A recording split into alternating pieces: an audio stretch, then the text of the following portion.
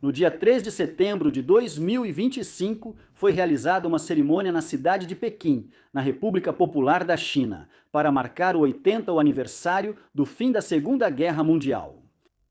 O evento contou, obviamente, com a presença de Xi Jinping, o chefe de Estado da República Popular da China. Enquanto os dois convidados mais proeminentes eram Vladimir Putin, o governante da Rússia, e Kim Jong-un, o terceiro membro da família Kim a governar a Coreia do Norte desde o fim da Segunda Guerra Mundial. As celebrações de aniversário geraram a atenção da mídia internacional, não por causa do evento em si, mas devido a uma conversa que ocorreu entre Xi Jinping e Vladimir Putin. Enquanto eles simplesmente caminhavam, isso foi captado por um microfone aberto. Os dois líderes estavam basicamente conversando sobre amenidades sobre imortalidade, ou seja, enquanto caminhavam em direção à Praça Tiananmen, os dois discutiam como a biotecnologia estava se desenvolvendo rapidamente e como. Havia uma crença crescente de que com transplantes de órgãos, as pessoas poderiam potencialmente viver até 150 anos ou mais em um futuro próximo. Talvez eles nunca precisem morrer por razões óbvias. A mídia internacional foi atraída para uma discussão envolvendo 3 homens que são amplamente considerados ditadores de suas nações. Sem qualquer intenção de abrir mão do poder na China, Rússia ou Coreia do Norte tão cedo.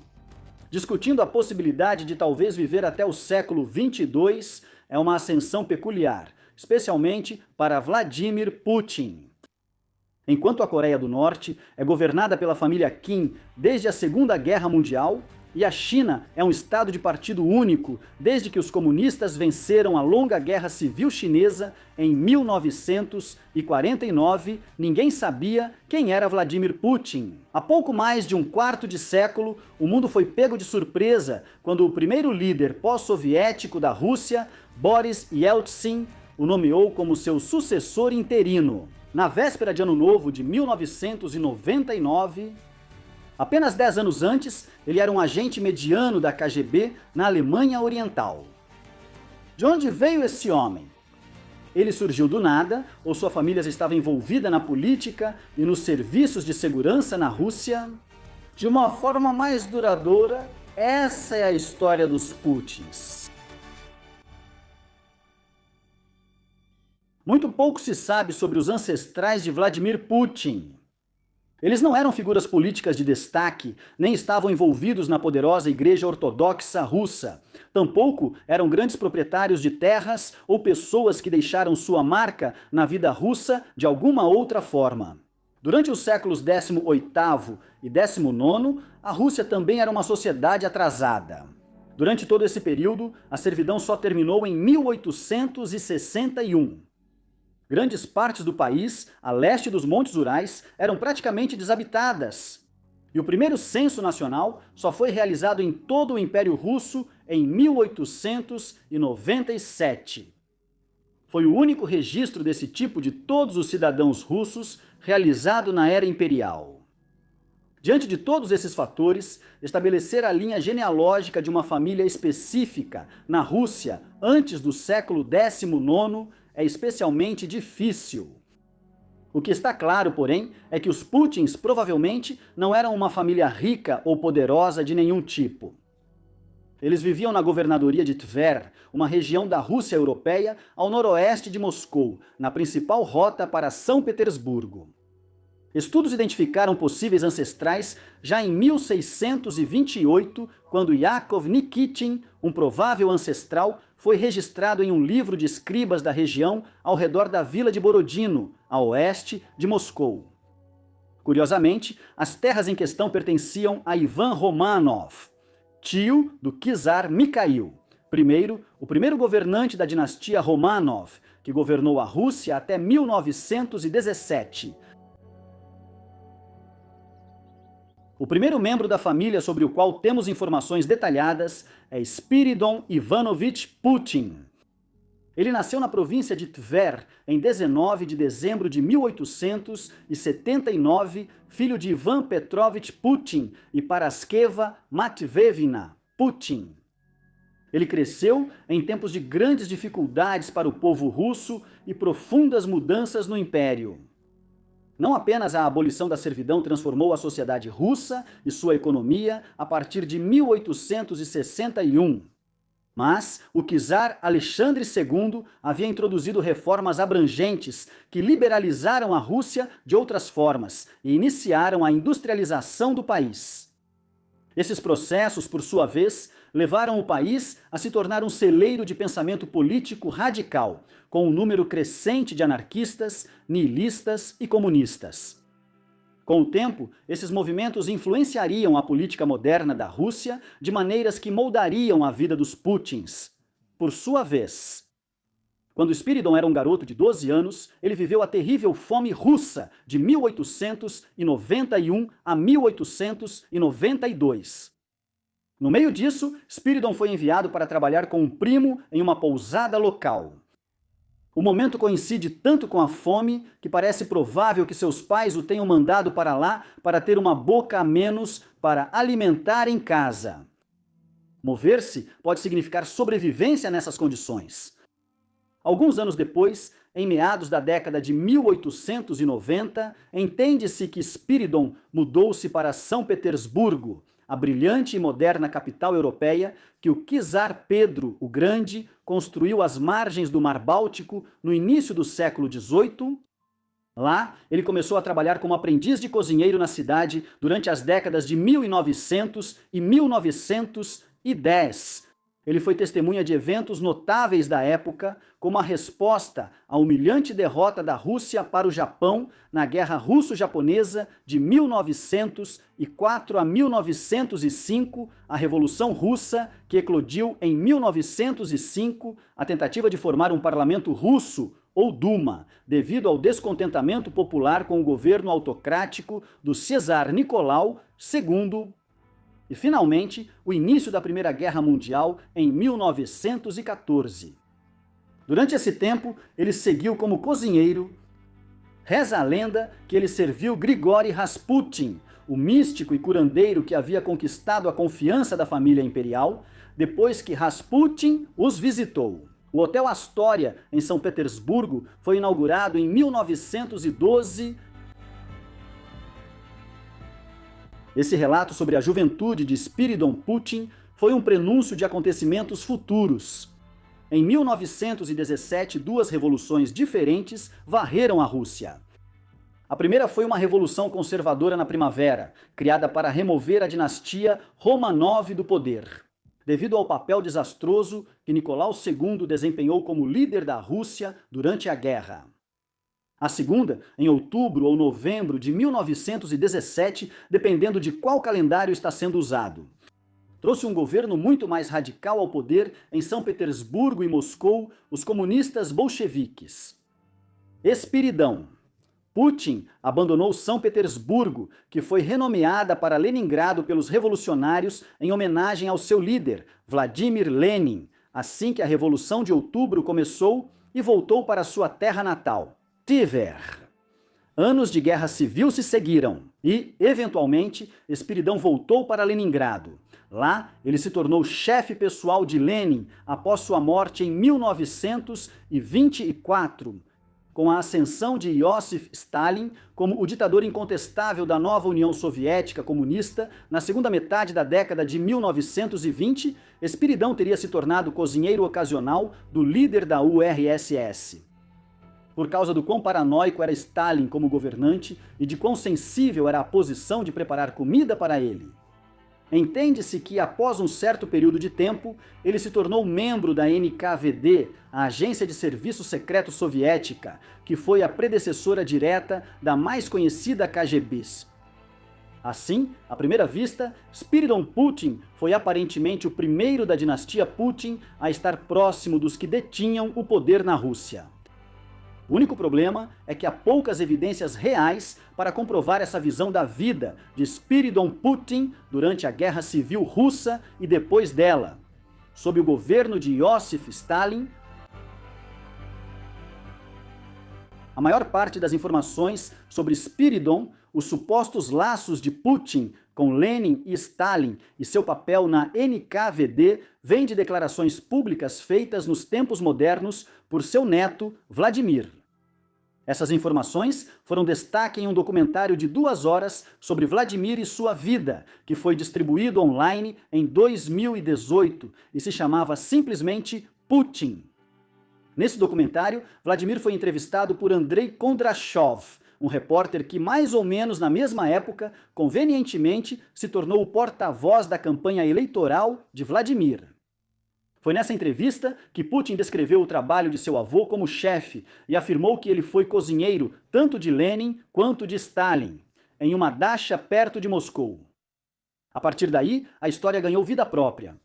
Rapidamente se assumiu, por exemplo, que por ser cozinheiro da alta cúpula da liderança soviética, Spiridon também deveria ter sido membro da NKVD. Essa não era uma afirmação descabida, considerando que um ditador como Iosif Stalin não deixava qualquer cozinheiro preparar sua comida. No entanto, mesmo além dessa especulação, muita coisa não fazia sentido. Por exemplo, também foi afirmado no documentário que Spiridon continuou cozinhando para os líderes soviéticos até pouco antes de sua morte. Ele morreu em 1965, quando tinha 86 anos. Parece improvável que ele tenha continuado como cozinheiro ativo até essa idade. Além disso, historiadores que conhecem os registros russos já investigaram isso e encontraram poucas evidências para realmente apoiar a versão de Vladimir sobre a vida de seu avô. Spiridon era cozinheiro e viveu em São Petersburgo durante boa parte da vida adulta. Ele pode ter fugido e nos anos 1920 cozinhado várias vezes para Lenin e Stalin. Mas é mais difícil aceitar a ideia de que ele esteve próximo da liderança soviética por décadas. Considerando o que sabemos sobre as circunstâncias humildes da família em meados do século XX, simplesmente não faz sentido que Spiridon pudesse ter uma relação tão próxima com vários líderes da Rússia por um longo período de tempo. Estamos apenas um pouco mais seguros quando se trata da próxima geração dos Putins. Spiridon se casou com uma mulher chamada Olga Ivanovna. Eles tiveram 4 filhos e 2 filhas juntos entre o final dos anos 1900 e meados da década de 1920. 2 filhos deles morreriam lutando na Segunda Guerra Mundial. No entanto, não se sabe muito sobre a vida dos outros. Alguns desses ramos da família Putin aparecem em reportagens de vez em quando, devido à forma como se beneficiaram do controle de Vladimir sobre a Rússia. Um primo de primeiro grau dele, Igor Putin, por exemplo, que seria outro neto de... Spiridon é um empresário conhecido na Rússia que já esteve nas Forças Armadas.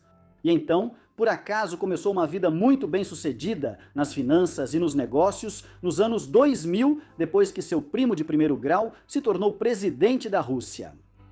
Ao traçar a história do ramo da família de Vladimir, a figura-chave entre os muitos filhos de Spiridon e Olga é Vladimir Spiridonovich Putin, ou Vladimir Sênior. Ele nasceu em 1911 e se casou com Maria Ivanovna Shelomova em 1928, quando ambos tinham apenas 17 anos de idade. Depois de se conhecerem em Pominova, perto de Moscou, eles voltaram para Leningrado e Vladimir começou o serviço militar na Marinha. O primeiro filho deles, um menino chamado Albert, morreu ainda na infância. Um segundo filho, Victor, nasceu antes do início da Segunda Guerra Mundial. Como veremos, ele não sobreviveu à guerra. O mais famoso dos filhos deles, na verdade, o mais famoso de todos os Putins, Vladimir Júnior, só nasceria depois da guerra. Os Putins viviam suas vidas tendo como pano de fundo as incessantes mudanças na Rússia. Primeiro, houve as reformas do século XIX e a modernização do país. Depois, a agitação nas últimas décadas do sistema czarista, a Primeira Guerra Mundial, a Revolução Russa e a Guerra Civil Russa. Como se isso não bastasse, a vida na Rússia era marcada por frequentes e terríveis fomes, como a que atingiu o país em 1891 e 1892. No entanto, isso foi ofuscado pela fome de 1921 a 1922, que tirou a vida de cerca de 5 milhões de pessoas. Uma década depois, outra crise de recursos provocou o Holodomor, uma fome na Ucrânia e no sudoeste da Rússia. Isso ocorreu, em geral, pelas tentativas do regime soviético de industrializar rapidamente o país, criando fazendas coletivas e sistemas estatais de distribuição de alimentos. Depois que isso passou, a Rússia foi mergulhada no pior das purgas stalinistas e nos julgamentos públicos. Quando a Segunda Guerra Mundial estourou em 1939, foi simplesmente o próximo evento na linha do tempo de lutas intermináveis pelas quais a Rússia parecia estar passando. De qualquer forma, a princípio as coisas correram relativamente bem para a União Soviética. Os nazistas e os soviéticos chegaram a um acordo pelo qual dividiram a Polônia entre eles e a Rússia. Reconquistaram terras na região do Mar Báltico e na Bessarábia, que haviam sido perdidas na época da Guerra Civil. No entanto, as coisas mudaram drasticamente no verão de 1941, quando os nazistas invadiram. Determinados a esmagar e conquistar seus inimigos ideológicos, os bolcheviques comunistas da União Soviética, a família Putin mal sobreviveu à guerra. Vladimir Spiridonovich Putin já era um militar mesmo antes da guerra começar, tendo servido na marinha como submarinista. A invasão alemã, quando aconteceu em 1941, foi principalmente por terra, e muitos marinheiros foram realocados para a terra firme. Vladimir Sênior estava lá.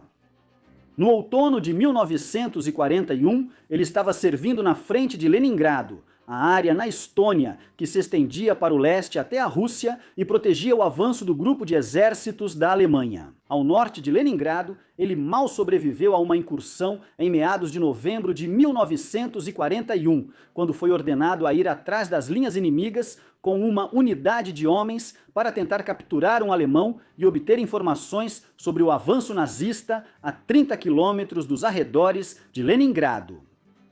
A maioria dos que foram enviados com Vladimir Sênior não sobreviveu. Ele quase não sobreviveu, sofrendo graves queimaduras pelo frio após ser ferido, desmaiar e ser resgatado por colegas do Exército Vermelho. Ele passou meses no hospital recuperando-se, uma sorte, pois isso significou que ele não foi enviado novamente para o sul, para a Batalha da Península de Kerch ou para a Batalha de Stalingrado. Sentenças de morte virtual, onde milhões de homens russos perderam suas vidas. Ele ficaria com uma deficiência na perna pelo resto da vida, embora outros não tivessem tanta sorte. A mãe de Maria foi morta em outubro de 1941 por uma explosão de um projétil de artilharia a oeste de Moscou, e Vladimir e Maria perderam o segundo filho. O jovem Victor morreu de difteria em junho de 1942, enquanto a doença se espalhava pela Rússia, devastada pela guerra. Os ferimentos de Vladimir o levaram a atuar em funções administrativas no final da guerra. E quando o cerco a Leningrado foi levantado em janeiro de 1944, quase 2 anos e meio depois de ter começado, Vladimir e Maria receberam seu próprio apartamento no 5º andar de um prédio na rua Baskov. O apartamento não tinha água quente nem instalações para lavar, apenas um único fogareiro a gás ao lado de uma pia e um banheiro coletivo apertado em um armário ao lado da escada. Eles viveriam aqui pelos próximos 20 anos. Foi enquanto eles moravam no apartamento na rua Baskov, com a cidade já substancialmente reconstruída após as ruínas da guerra, que um pequeno milagre, pelo menos para seus pais, aconteceu para os Putins. No dia 7 de outubro de 1952, Maria deu à luz outro filho e eles o chamaram de Vladimir, em homenagem ao pai. Eles passaram a acreditar que a vida em família seria apenas eles e a lembrança dos 2 filhos que perderam. Agora, Maria engravidou e teve o terceiro filho aos 40 e poucos anos. A paternidade dele foi contestada anos depois por Vera Putina, uma mulher que, a partir de 1999, começou a afirmar que era, na verdade, a mãe de Vladimir Júnior, que ele nasceu em 1950 e que ela o entregou para adoção, após o que Vladimir Sênior e Maria se tornaram seus pais adotivos em Leningrado. Essas alegações nunca foram comprovadas, no entanto, elas apontam para o quão obscura é a história da família Putin. Vladimir Júnior é o membro da família Putin, que é conhecido em todo o mundo hoje. Ele cresceu na pobreza. Mesmo anos depois do fim da guerra, os ratos eram uma presença constante nos blocos de apartamentos na rua Baskov. Ele evitava o pequeno e apertado apartamento e passou a fazer parte de uma gangue de rua que ficava nos pátios dos vários prédios de apartamentos do bairro. Ele frequentou uma escola primária na cidade e depois o ensino secundário, antes de ir estudar em um instituto tecnológico. Lá, seu foco foi em química e magnetismo, áreas nas quais ele obteve um diploma em 1970. Isso não era um diploma universitário, era mais como uma especialização de um ano de estudo ao final do ensino médio. Em seguida, Vladimir foi para a Universidade Estadual de Leningrado.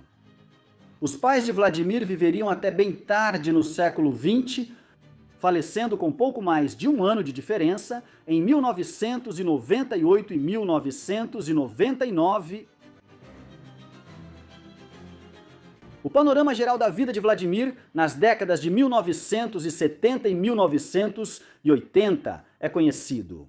Mas há muitos detalhes sobre isso que ainda são debatidos até hoje. Existe uma razão clara para isso. Após anos estudando direito na Universidade Estadual de Leningrado, período em que ingressou no Partido Comunista, ele se tornou um espião. Naquela época, o NKVD da era stalinista havia sido sucedido pela KGB, o equivalente russo à CIA americana. Durante a Guerra Fria, Putin se tornou um agente da KGB. Talvez ele já atuasse nos serviços de inteligência durante a universidade. Isso faria sentido, já que assim que se formou, ele entrou imediatamente na 401ª Escola de Treinamento da KGB em Leningrado. Nos 10 anos seguintes, ele esteve envolvido principalmente em treinamento, funções administrativas e vários tipos de coleta de informações na própria Rússia. Há alegações de que ele foi enviado para trabalhar disfarçado na Oceania e na Ásia.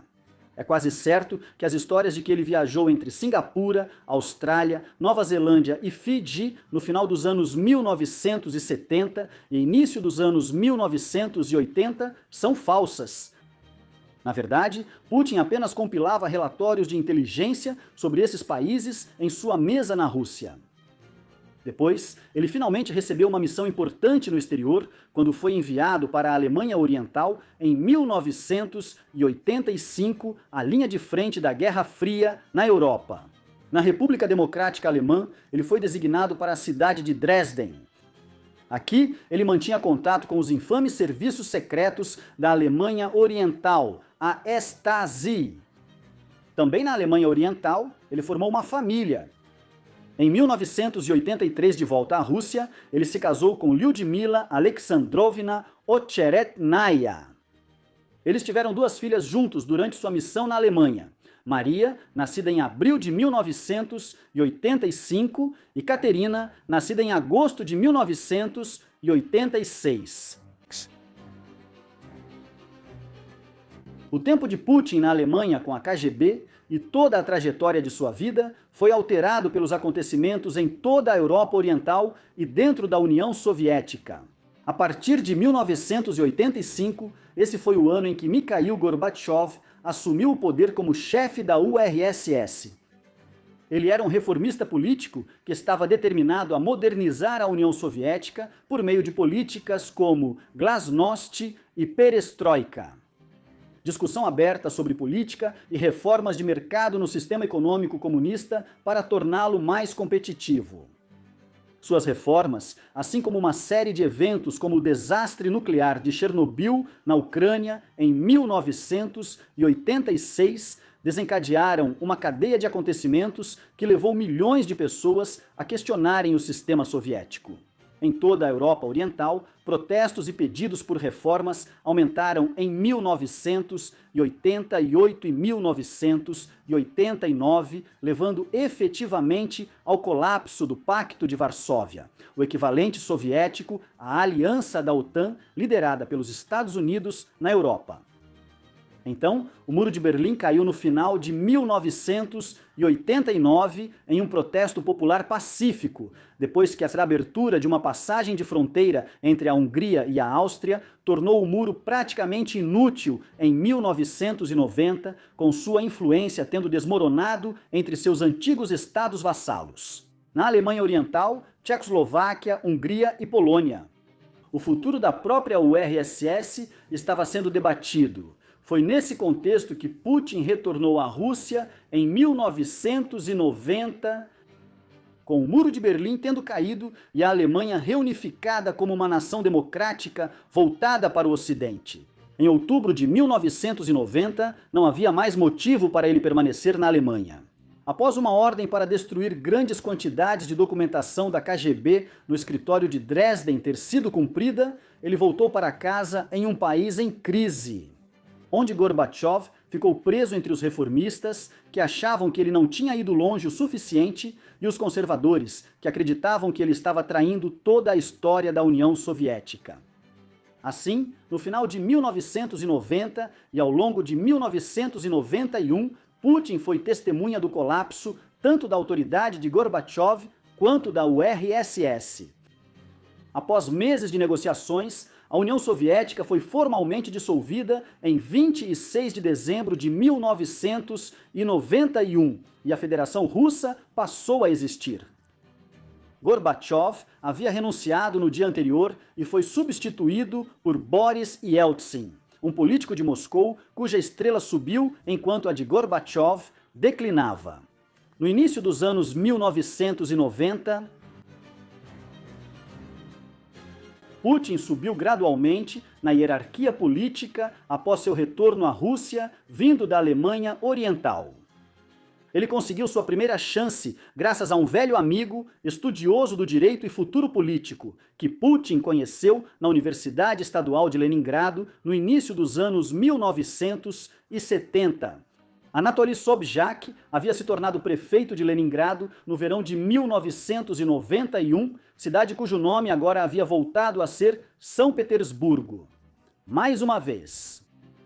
Nos 5 anos seguintes, Putin se beneficiou do patrocínio de Sobchak e foi ascendendo lentamente como um funcionário e político de nível médio na cidade. Era uma época em que um homem astuto, em uma posição como essa, podia conquistar muitos aliados ao facilitar a divisão corrupta dos enormes ativos estatais do país. Isso estava acontecendo nos anos 1990. Putin foi transferido para Moscou em 1996 e recebeu um cargo oficial nesse processo. Como o novo governo, que estava atolado em uma crise econômica nos anos 1990, arrecadou dinheiro com a venda de tudo, desde refinarias de petróleo até antigas propriedades do Partido Comunista em Moscou. Logo, ele conseguiu se infiltrar no círculo central de Yeltsin, que já estava em forte declínio como líder devido ao seu alcoolismo. Em 1997, Putin se tornou vice-chefe da equipe presidencial e em 1998 foi nomeado chefe do FSB, um novo serviço de segurança que havia sucedido à KGB. Apesar dessas promoções internas, ainda assim chocou o mundo quando Yeltsin anunciou que estava deixando o cargo de primeiro presidente pós-soviético da Rússia na véspera de Ano Novo de 1999 e nomeou o relativamente desconhecido Putin como seu sucessor interino. O resto do mundo teve que entender rapidamente quem era Vladimir Putin. Na eleição presidencial realizada em 26 de março de 2000, a posição interina de Putin se tornou permanente quando ele derrotou com facilidade seu adversário mais próximo, o candidato comunista Gennady Zyuganov. Em seus primeiros anos no comando, Putin supervisionou um período de rápido crescimento. A economia russa havia encolhido drasticamente após o colapso da União Soviética no início dos anos 1990 e continuou a encolher durante a maior parte do restante da década. A virada aconteceu em 1998 e 1999 e Putin foi o beneficiado. Em 2000, ela cresceu impressionantes 10% e depois manteve uma média de crescimento anual em torno de 7% até o início da grande crise financeira em 2008. Essa recuperação econômica, após a miséria dos anos 1990, tornou Putin extremamente popular no país. E ele venceu com uma vitória esmagadora para ser reeleito presidente em 2004. Enquanto isso, a comunidade internacional o via como um reformista pragmático. Yeltsin, só que sem o álcool. Os países ocidentais seguiram investindo na Rússia e a Alemanha passou a depender totalmente do gás natural russo para suprir suas necessidades energéticas. Em 2002, o Conselho OTAN-Rússia foi até criado para mediar entre a aliança liderada pelos Estados Unidos e a Rússia pós-soviética. Quando os ataques terroristas islâmicos de 11 de setembro de 2001 aconteceram nos Estados Unidos, Putin foi um dos primeiros líderes internacionais a ligar para o presidente George W. Bush e prestar solidariedade a ele. Muitos no Ocidente acreditavam que a Rússia poderia florescer como uma democracia sob o novo governante. Só começou gradualmente, por volta de 2003, quando começaram a se espalhar relatos sobre a repressão de Putin à oposição dentro da Rússia, que essa visão começou a azedar. Mas mesmo quando isso aconteceu, as nações ocidentais continuaram a dar a Putin um lugar à mesa com elas por muitos anos. Essa era a percepção internacional sobre Putin nos anos 2000. O estranho é que isso parece tão diferente do que ele realmente estava fazendo durante esses anos. Já haviam ocorrido conflitos nos anos 1990 na região do Cáucaso, onde disputas de fronteira nunca foram totalmente resolvidas entre nações como Geórgia, Armênia e Azerbaijão. E onde grupos como os chechenos tentavam criar seus próprios estados separatistas, Putin era uma presença constante nesses conflitos, nos anos 2000, frequentemente intervindo de forma indireta por meio de aliados e procuradores. Então, em agosto de 2008, ocorreu a curta, mas significativa Guerra Russo-Georgiana. Nessa ocasião, as forças russas intervieram diretamente na Geórgia, militarmente, e basicamente estabeleceram dois estados separatistas a partir do território georgiano, Ossétia do Sul e Abecásia. Esses se tornaram estados quase autônomos, embora não reconhecidos internacionalmente. Na realidade, porém, eles se tornaram, de fato, novas províncias russas, enquanto a Chechênia também virou um estado cliente da Rússia. No decorrer desses eventos, esses foram métodos que Putin usaria em uma escala maior na Ucrânia 6 anos depois. Mais importante ainda, eles apontam para a visão ideológica de Putin. Ele pretendia começar a recuperar terras que um dia fizeram parte tanto do Império Russo dos czares quanto da União Soviética, e que foram perdidas quando a URSS colapsou no início dos anos 1990. Isso ficou mais claro com o tempo, à medida que ele tentou adquirir grandes partes da Ucrânia e aproximar Belarus de uma união mais estreita com a Rússia. Assim como em seus esforços para interferir na política de países como Geórgia e Moldávia. Comentaristas internacionais geralmente observam que ele idolatra antigos czares russos, como Pedro o Grande, em vez de líderes soviéticos como Iosif Stalin. O ponto central, porém, é que ele pretende reconstruir a Rússia como uma potência imperial.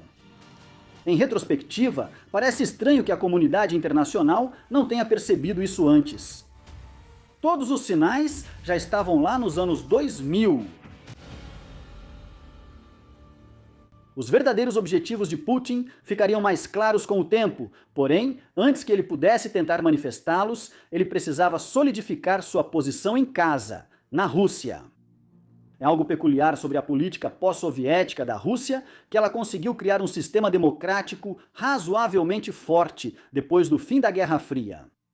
Este é um país com uma história e cultura de terrível autocracia.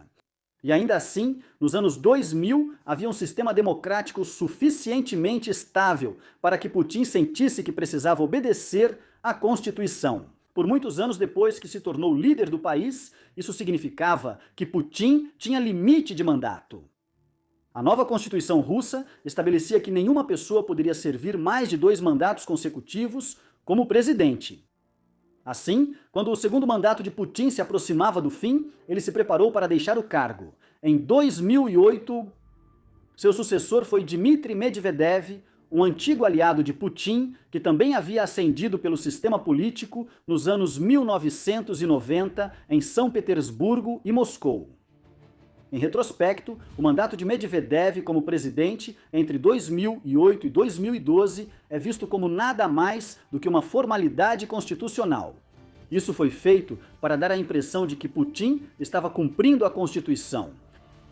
Assim que o mandato de Medvedev terminou, ele se afastou e permitiu que seu antecessor voltasse para um 3º e 4º mandatos. Quando ele enfrentou o mesmo problema de um 3º mandato consecutivo, em 2020, uma nova cláusula de reinício foi introduzida na Constituição, que basicamente eliminou os limites de mandato que o impediram em 2008. Assim, Putin se tornou o ditador de fato da Rússia. No entanto, é importante notar que ele sentiu a necessidade de manter a aparência de normas democráticas em 2008, ao permitir que Medvedev servisse um mandato como presidente. O homem que domina a política russa, desde que o poder lhe foi transferido na véspera de Ano Novo, é uma pessoa reservada. De muitas maneiras, ele é um workaholic que passa longas horas em sua mesa ou se reunindo com pessoas. No Kremlin, Putin é a moda antiga. Em seu trabalho, ele ainda usa caneta e papel para a maioria das tarefas e depois entrega os pensamentos para a equipe digitar. Ele usa telefones fixos em seu escritório em vez de celulares. Comportamento incomum ao entrarmos no segundo trimestre do século XXI. Putin usa o humor de forma deliberada, frequentemente em ambientes públicos, para repreender ministros cujo trabalho o desagrada. Ele é retratado como alguém com muitos hobbies. Por exemplo, é bem conhecido que ele é um praticante experiente de judô e já competiu em artes marciais. Ele também pratica natação, patinação no gelo e esportes ao ar livre de resistência e corrida. Muitas dessas atividades parecem ser realizadas como parte de uma tentativa cuidadosa de cultivar a imagem de Putin como um líder forte, em contraste com os burocratas de escritório que ele acredita terem causado a destruição da União Soviética e o colapso do Império Russo. Ele tem vários cães de estimação e se apresenta como um homem russo comum. De muitas maneiras, grande parte de sua conduta pessoal e pública é cuidadosamente encenada. Por exemplo, Putin fala tanto alemão quanto inglês, mas quase sempre utiliza um intérprete em eventos públicos com diplomatas e políticos do mundo de língua inglesa. A intenção é clara. Ele não deve precisar falar inglês, como se o mundo ocidental fosse sempre o mais importante. Além dessa imagem pública cuidadosamente construída, não há como negar que Putin é uma figura calculista e muitas vezes brutal. Existem pouquíssimos líderes mundiais hoje, por exemplo, que eliminam regularmente seus inimigos com venenos obscuros, como o agente nervoso Novichok, usado nos envenenamentos de Salisbury em 2018. Mas é exatamente por isso que Putin é conhecido, frequentemente fazendo isso com pessoas no exílio. Ele também silencia a dissidência dentro da Rússia. Mas, notoriamente, continua incerto o que aconteceu com o ativista anti-Putin Alexei Navalny, que morreu em uma prisão no Ártico em 16 de fevereiro de 2024. Hoje, Putin é quase sempre discutido no contexto da guerra contra a vizinha Ucrânia. As causas disso são profundas e remontam ao final da Guerra Fria. A Ucrânia obteve sua independência quando a URSS se fragmentou em 15 nações diferentes. No entanto, a princípio permaneceu um Estado amplamente pró-Rússia, com laços políticos e econômicos estreitos com Moscou. Isso mudou nos anos 2000, quando a Ucrânia se aproximou da Europa e dos Estados Unidos. Houve uma disputa aqui, com muitos na Ucrânia favorecendo a ideia de tentar ingressar na União Europeia para transformar a economia ucraniana. Essas visões conflitantes sobre a Ucrânia no século XXI transbordaram em meados de novembro de 2013, quando os protestos do Euromaidan começaram em Kiev. Após o presidente pró-Rússia, Viktor Yanukovych, declarar que não assinaria o acordo de associação entre a UE e a Ucrânia e que, em vez disso, desenvolveria laços mais estreitos com a Rússia, as consequências foram rápidas. Os protestos aumentaram. Yanukovych foi forçado a deixar o cargo e se exilar na Rússia, e Putin decidiu anexar a península da Crimeia e invadir o leste da Ucrânia. Um conflito regional se desenvolveu na região de Donbass pelo controle das províncias de Donetsk e Luhansk. Apesar dos esforços de mediação entre os dois lados através dos acordos de Minsk, o conflito continuou ano após ano. Com o tempo, os problemas ficaram mais difíceis de resolver, pois a tentativa da Ucrânia de entrar na OTAN, liderada pelos Estados Unidos, deixou Putin ainda mais decidido a mudar o cenário político do país. A resposta do Ocidente à anexação da Crimeia pela Rússia e ao início da guerra no Donbass, em 2014, foi surpreendentemente tímida. No entanto, ela não foi inexistente. A Rússia, por exemplo, foi expulsa do grupo G8 das principais nações econômicas. No entanto, estava longe de ser uma resposta robusta a um Estado-nação europeu invadindo um vizinho e anexando parte do seu território. A reação maior veio em fevereiro de 2022, quando Putin expandiu a guerra, em parte como resposta aos esforços acelerados para trazer a Ucrânia para a aliança da OTAN. Antes disso, a guerra estava confinada à região de Donbass e era travada principalmente por meio de representantes regionais. Em 24 de fevereiro, a Rússia iniciou uma grande invasão à Ucrânia, com suas forças militares avançando rumo a Kiev, para buscar uma vitória rápida e total na guerra. Isso falhou depois que os russos encontraram um exército ucraniano surpreendentemente eficaz e resiliente.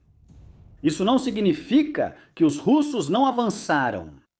Eles também prolongaram a guerra no leste e, desde então, garantiram controle total sobre a margem norte do Mar de Azov.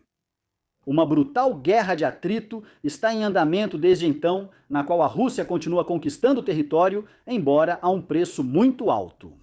Frequentemente perdendo milhares de homens para tomar uma cidade ou vila destruída após meses de combates. Em resposta, o mundo ocidental passou a tratar a Rússia essencialmente como um Estado pária, sancionando severamente pessoas ligadas ao regime. Sancionando o petróleo e o gás russos e excluindo Putin de encontros internacionais. Além disso, pontos de tensão preocupam várias partes do mundo. Por exemplo, Putin aumentou o envolvimento da Rússia na região do Sahel, em países como Mali, Níger e Burkina Faso, onde antes a antiga potência colonial, a França, tinha uma influência desproporcional, assim como aqui na Síria. Ele apoiou o regime de seu aliado Bashar al-Assad na longa guerra civil que ocorre lá desde 2011, embora seu regime tenha finalmente caído em dezembro de 2024 e al-Assad esteja agora no exílio. Na Rússia, finalmente, Putin se aproximou de países como Irã, China e Coreia do Norte à medida que suas relações com os Estados Unidos e a União Europeia se deterioraram. Um desenvolvimento surpreendente foi a maneira como o líder da Índia, Narendra Modi, recusou-se a condenar de forma veemente a expansão da guerra contra a Ucrânia. Em vez disso, relações mais próximas e simbióticas entre seu país e a Rússia foram desenvolvidas a partir de 2022. Tudo isso se resume à política do petróleo. A economia da Índia cresce rápido e o país precisa de muitos combustíveis fósseis baratos para impulsionar sua expansão em uma nação com cerca de 1/6 da população mundial. Como o Ocidente sancionou fortemente o petróleo russo, e, quando os preços globais da energia caíram drasticamente em 2023 e 2024, a Rússia começou a vender uma grande quantidade de seu petróleo para a Índia a preços baixos. Tudo isso aconteceu enquanto Putin estava sendo investigado pelo Tribunal Penal Internacional em Haia, na Holanda. Muitos crimes de guerra foram cometidos na Ucrânia pela Rússia desde a ampliação do conflito em 2022. Mas a decisão do TPI de emitir um mandado de prisão para Putin em março de 2023 estava relacionada principalmente ao sequestro de dezenas de milhares de crianças ucranianas do leste do país. A decisão e o mandado de prisão do TPI teoricamente limitaram a capacidade de Putin de viajar internacionalmente. No entanto, a maioria dos países não está cumprindo o mandado. Em meio à guerra, Putin enfrentou a ameaça mais grave à sua posição que já enfrentou. Mesmo que tenha sido passageira, ela veio de Yevgeny Prigozhin. Putin e Prigozhin tinham muitas coisas em comum. Ambos eram figuras obscuras quando a União Soviética caiu, e ambos eram oportunistas que conseguiram se beneficiar do caos dos anos 1990. Putin se transformou de espião em político e depois presidente da Federação Russa no finalzinho dos anos 1990. No mesmo período, Prigozhin havia iniciado vários empreendimentos e acabou se estabelecendo como restaurateur. Ele prosperou atendendo a nova classe de oligarcas ricos que surgiu durante aqueles anos por meio da venda de ativos estatais. Nos anos 2000, ele passou de chefe que atendia Putin e seu círculo íntimo para adquirir contratos estatais lucrativos para fornecer alimentos às escolas. Então, em 2014, ele migrou para o setor de segurança privada e cofundou o Grupo Wagner. Em pouco tempo, ela se transformou em uma unidade mercenária de elite que atuava no Oriente Médio, na Guerra Civil da Síria e em partes da África. Quando a guerra na Ucrânia começou, Prigozhin já era uma figura-chave no complexo militar russo e o Grupo Wagner passou a desempenhar um papel de destaque como unidade de elite.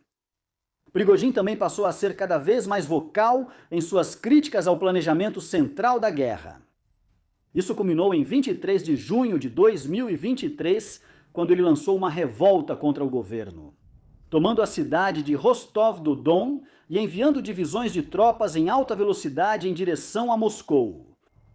Pela sua aparência durante uma transmissão de televisão denunciando as ações de Prigozhin, Putin estava claramente muito preocupado com o rumo dos acontecimentos e então, de forma bizarra, Prigozhin desistiu. Ele ordenou que seus homens parassem a caminho de Moscou e se retirou de Rostov-do-Don.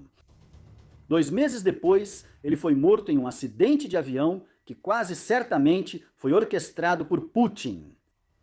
O líder russo havia sobrevivido à maior ameaça ao seu poder. Prigozhin havia justificado sua revolta, alegando que as tropas na linha de frente não estavam recebendo apoio suficiente em termos de armas, e assim por diante. Seria fácil sugerir que isso era um sinal de que a economia russa e a produção de guerra estavam enfrentando dificuldades, porém, esse não era o caso. A realidade é que a economia russa, na verdade, se saiu muito bem com a extensão da guerra em 2022. Preços internacionais de petróleo e gás dispararam enquanto nações ocidentais lidavam com sanções. Um país do qual nações como a Alemanha haviam se tornado completamente dependentes para suprir suas necessidades energéticas.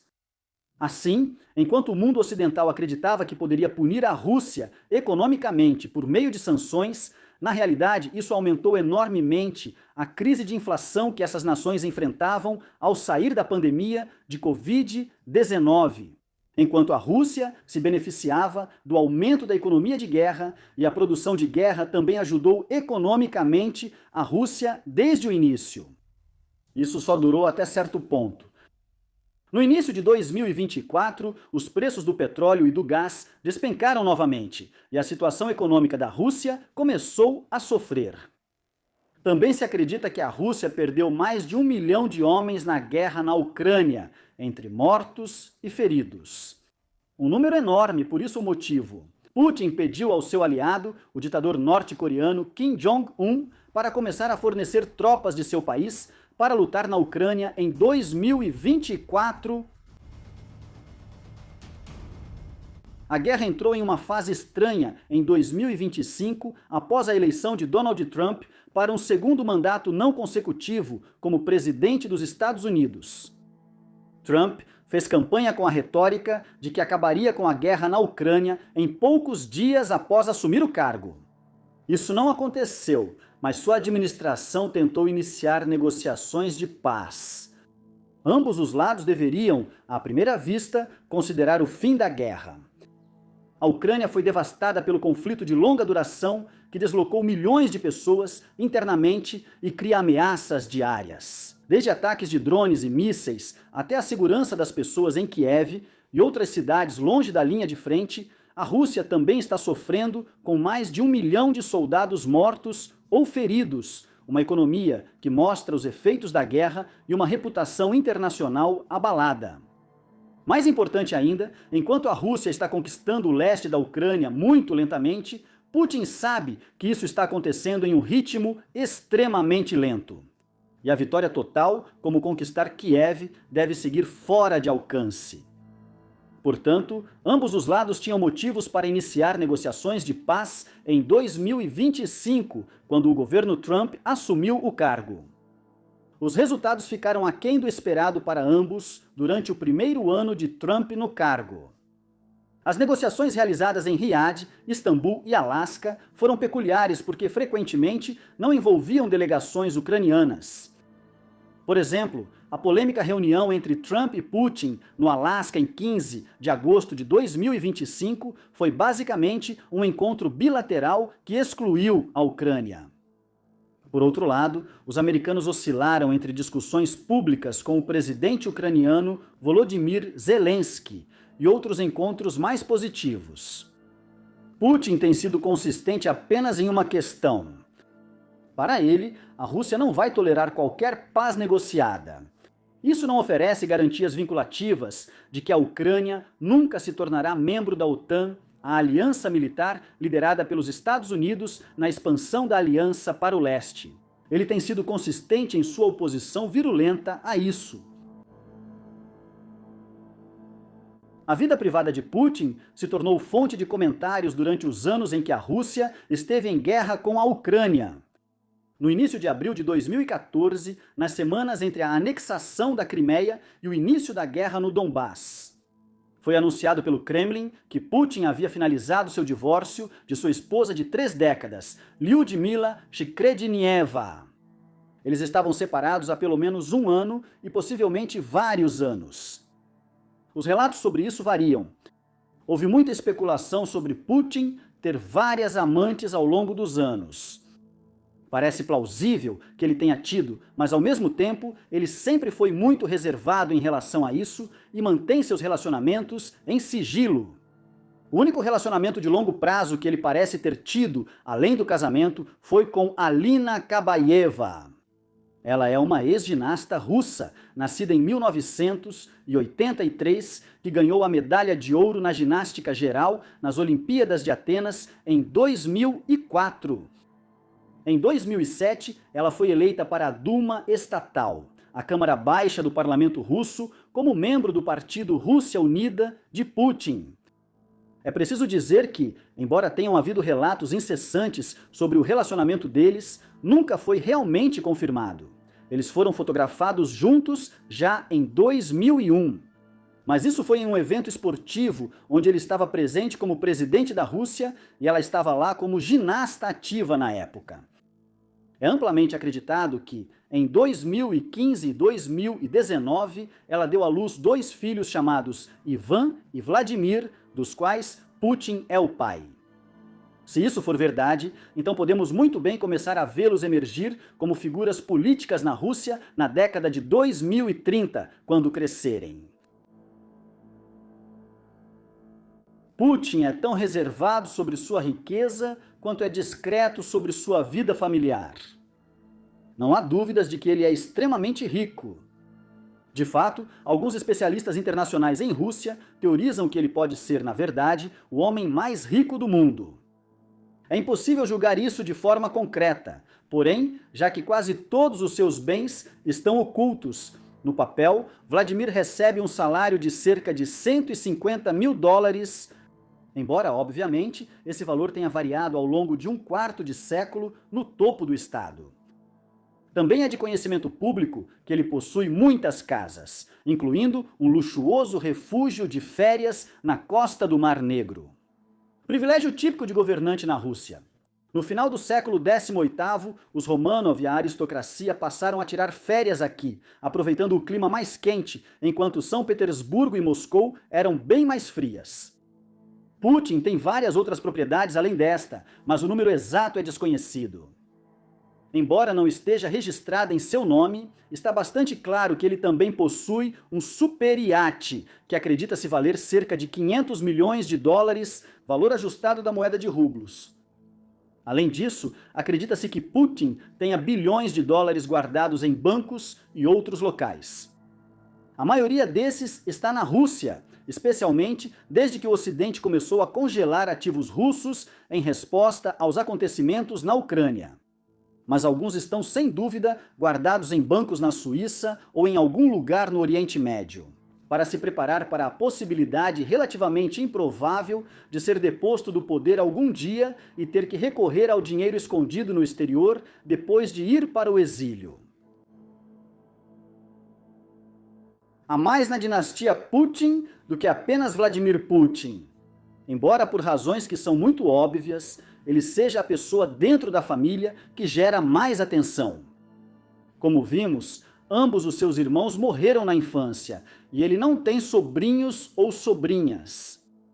Ele tem primos de primeiro grau que são filhos dos irmãos de seus pais. O mais proeminente é Igor Putin, filho do tio de Vladimir, um empresário de destaque que se beneficiou enormemente do tempo de Vladimir no cargo e que tem sido fortemente sancionado pelos países ocidentais desde 2022 e a ampliação da guerra na Ucrânia. O filho de Igor, Roman, também é considerado extremamente rico e seguiu carreira tanto como empresário quanto como político. Curiosamente, ele se envolveu na liderança de um novo partido político chamado Pessoas contra a Corrupção em 2020. Mas isso não parece ter sido nenhum esforço para desafiar seu primo. Na verdade, foi projetado como uma resposta a Alexei Navalny, o proeminente ativista anti-Putin que havia se concentrado principalmente em questões de corrupção na Rússia e cujo partido se chamava Fundação Anticorrupção, antes de ser banido em etapas entre 2019 e 2021. Talvez Roman Putin comece a desempenhar um papel mais proeminente na política russa no futuro. Ele está apenas no final dos seus 40 anos e ainda há tempo para prepará-lo para isso. Certamente, não há nenhum sinal de que as duas filhas de Putin, de seu casamento, pretendam desempenhar algum papel na política russa no futuro. Isso talvez reflita a política moderna do país.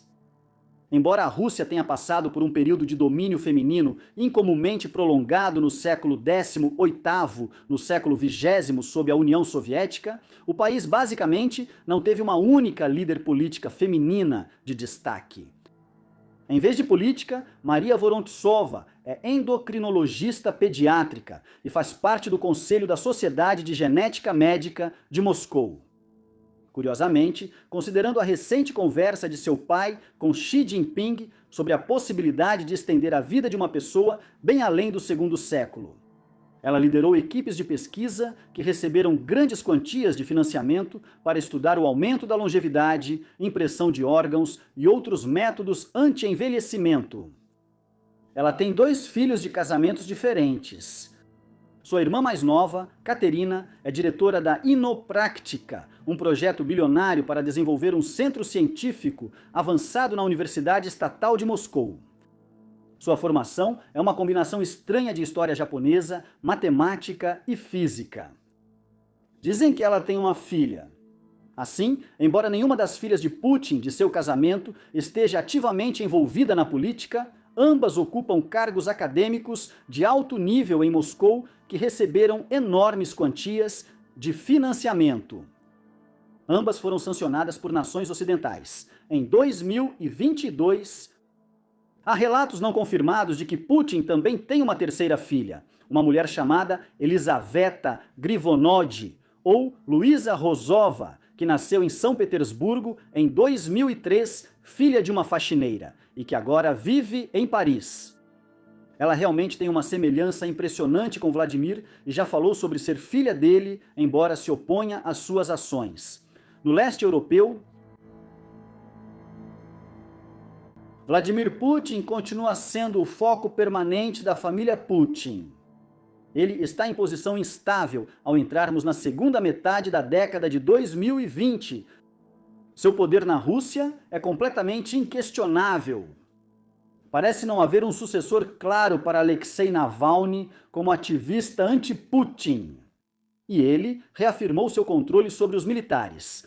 Após a embaraçosa rebelião fracassada de Yevgeny Prigozhin em 2023, Putin também é um homem relativamente jovem em uma era de chefes de Estado octogenários. Ele só vai completar 80 anos em 2032, o que significa que a Rússia pode muito bem ser controlada por ele por muitos anos ainda. Como ele é aparentemente um indivíduo saudável, apesar de 20 anos de notícias não comprovadas, dizendo que ele sofre de tudo, desde câncer até lepra e doença de Parkinson. Deixando esses relatos sensacionalistas de lado, parece haver pouco que impeça Putin de governar por muitos anos ainda. E até lá, pode haver outros Putins desempenhando um papel na política nacional de forma mais coordenada do que fazem hoje. A família Putin é misteriosa. Eles certamente não eram uma família proeminente na sociedade e na política russa, com laços antigos com o governo. Em vez disso, eles aparentemente surgiram do nada no século XX. A visão moderna é que Spiridon Putin foi cozinheiro por muitos anos para os dois primeiros líderes da União Soviética, Vladimir Lenin e Iosif Stalin. E que ele provavelmente também atuou dentro dos serviços secretos. Isso sugere que a família era aliada confiável, embora discreta, do regime comunista desde os primeiros dias após a Revolução Russa. No entanto, além das declarações públicas do próprio Vladimir Putin, há muito poucas evidências concretas para provar que Spiridon foi uma figura influente. De fato, as modestas condições econômicas da família em meados do século XX, quando Vladimir Putin nasceu e cresceu, sugeririam o contrário. Que eles eram apenas russos comuns vivendo em relativa pobreza. Em Leningrado, portanto, a história da família é, em um sentido real, a história de um homem, Vladimir Putin. Nascido em 1952, ele cresceu nas ruas e pátios de conjuntos habitacionais em Leningrado e passou a enxergar, ingressar nos serviços secretos do Estado, a KGB, como uma forma de melhorar sua vida. Seus anos na KGB, nas décadas de 1970 e 1980, são, como se espera de qualquer agente secreto, bastante sigilosos. Mas sabemos que ele atuou na Alemanha Oriental e teria passado um tempo lá, testemunhando de perto o colapso do domínio soviético sobre a Europa Oriental na segunda metade dos anos 1980. Depois disso, sua ascensão foi tão peculiar quanto rápida. Ele voltou para a Rússia e subiu nas fileiras da nova política democrática do país. Em São Petersburgo e Moscou, tornando-se simbolicamente o presidente interino da Federação Russa na véspera de Ano Novo de 1999. Embora tenha levado anos para Putin demolir completamente o jovem processo democrático na Rússia, gradualmente durante os anos 2000 e o início dos anos 2010, ele conseguiu isso. Quando foi reeleito presidente em 2012 para um terceiro mandato, ele já era basicamente o ditador da Rússia. Sua influência tem sido imensa sobre a história moderna do país e ele buscou reconstruir o antigo Império Russo por meio de guerras no Cáucaso e na Ucrânia. Não se sabe até que ponto ele continuará a moldar a política da Europa no futuro, ou se algum dia entregará o poder antes de sua morte. Da mesma forma, não podemos ter certeza se algum membro de sua família estendida surgirá para desempenhar um papel na política russa, após seu tempo. Atualmente, parece improvável que a dinastia de Putin continue de alguma forma real além de sua vida. Mas ninguém pode ter certeza absoluta. O que você acha dos Putins? Você acha que Spiridon Putin realmente trabalhou como chefe para Lenin e Stalin? Ou Vladimir inventou parte da história da família dele? Por favor, deixe sua opinião na seção de comentários. E enquanto isso, muito obrigado por assistir.